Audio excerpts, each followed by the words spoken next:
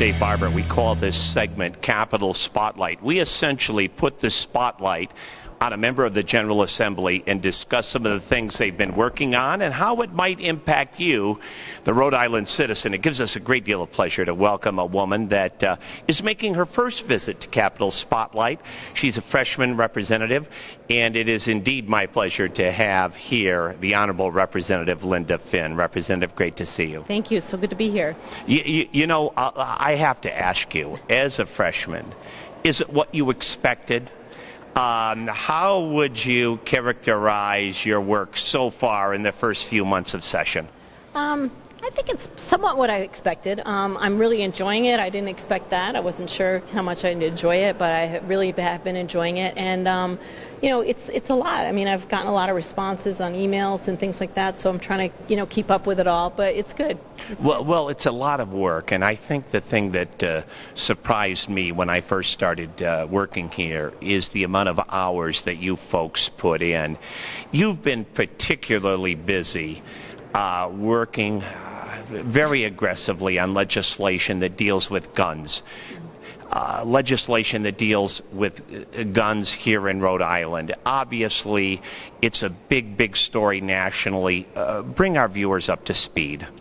Okay, Dave. Well, obviously, with what happened at Sandy Hook, I mean, I grew up about a half an hour from Sandy Hook, so I'm very familiar with the area, and it really struck a chord with me and with many mothers and parents, I think, in around the country. And as I was looking into some of the laws, the gun laws, one of the things that I realized is that there's no gun registration system in the state of Rhode Island, and that the police, law enforcement doesn't know where any guns are, and we don't keep track of them. And I just thought that in order to try to set up a system where we're trying to keep guns away from people that shouldn't have them, we need to have some kind of a system to do that.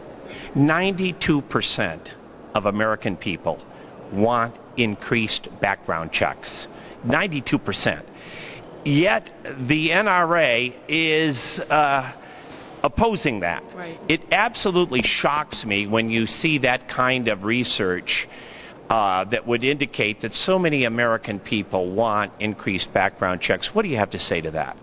Well, I can't understand why the NRA is not backing it. I mean, it's just a common sense issue. It just seems to me as though they're really just working for the gun companies at this point and not really representing the gun owners, because I've talked to several people in this process who have previously been NRA members and have dropped their membership because they just feel like they're just not on the same plane as what the NRA, you know, what their program is.